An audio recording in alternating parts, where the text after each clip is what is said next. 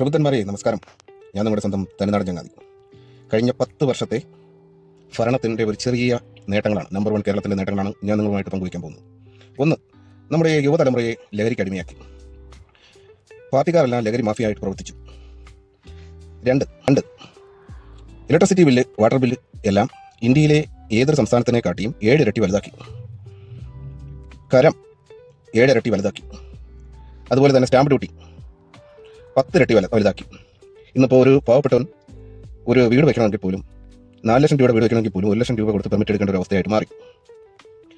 അടുത്തത്, നമ്മുടെ ആരാധനാലയങ്ങൾ അവർ കൈവശം വെച്ച് നടത്തിപ്പോരുന്ന ദേവസ്വം ബോർഡ് എന്ന ബോർഡിൽ അവിശ്വാസികളെ തിരികെ കയറ്റി ക്ഷേത്രങ്ങളും ക്ഷേത്രസ്വത്തും ദേവന്റെ സ്വത്തും എല്ലാം കൊള്ളയടിക്കപ്പെട്ടു. അതെല്ലാം അവർ കൊള്ളയടിച്ച് കൊണ്ടുപോയി.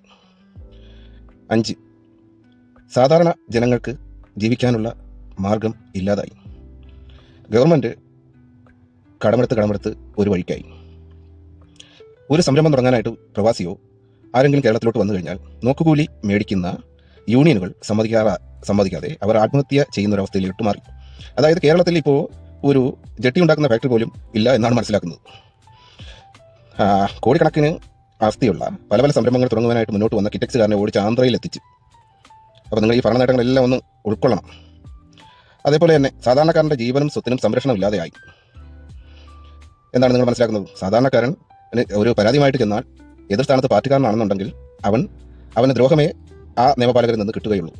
പിന്നെ സ്വാർത്ഥ ലാഭത്തിന് വേണ്ടി മകളും മകനും അനുയായികളും ചെയ്ത ഓരോരോ കേസിനും ഖജനാവിൽ നിന്ന് പണമെടുത്ത് കേസ് നടത്തി കൊണ്ടുപോകുന്നു. അപ്പോൾ ഖജനാവിൽ നിന്ന് പണം ഈ വ്യാജ കേസുകൾക്കായിട്ട് ഒരുപാട് വിനിയോഗിക്കുന്നു. പിന്നെ ഇതെല്ലാം ചോദ്യം ചെയ്ത് മുന്നോട്ട് വരുന്ന വ്യക്തികളെ അവർ 51 വെട്ടുവെട്ടിയും 21 വെട്ടുവെട്ടിയും ഒക്കെ സ്നേഹിക്കും.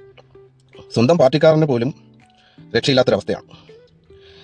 ചങ്ക് എന്ന് പറഞ്ഞ് നടന്ന പാർട്ടിക്കാരനെ കൂലിക്ക് ആളിനെ വെച്ച് കുത്തിക്കൊലപ്പെടുത്തി അവന് വേണ്ടി ഒരുപാട് പിരിച്ചു.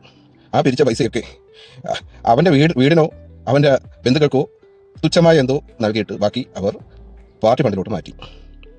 ഇനിയുമുണ്ട് വിശേഷങ്ങൾ, ഇനിയും ഏറെ പറയാനുണ്ട്, ഒത്തിരി പറയാനുണ്ട്. ഇനി പറയാനേ ഉള്ളൂ. അങ്ങനെ പോകുന്ന വിശേഷങ്ങൾ ഒരുപാട്.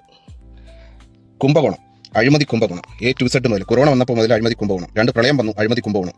അഴിമതികളുടെ മുടിച്ചൂടാമല കയറിയ കക്ഷികളാണ് ഈ ഭരണത്തിലിരിക്കുന്നത്. ഇവരുടെ ഭരണ നേട്ടങ്ങളാണ് ഞാൻ നിങ്ങളെ അറിയിച്ചത്. ഇനിയെങ്കിലും നിങ്ങളുടെ സമ്മതിദാന അവകാശം നേരിനും നന്മയ്ക്കും വേണ്ടി വിനിയോഗിച്ചാൽ കേരളം നന്നാവും. ഇല്ലെങ്കിൽ അതോ ഗതി. Thank you.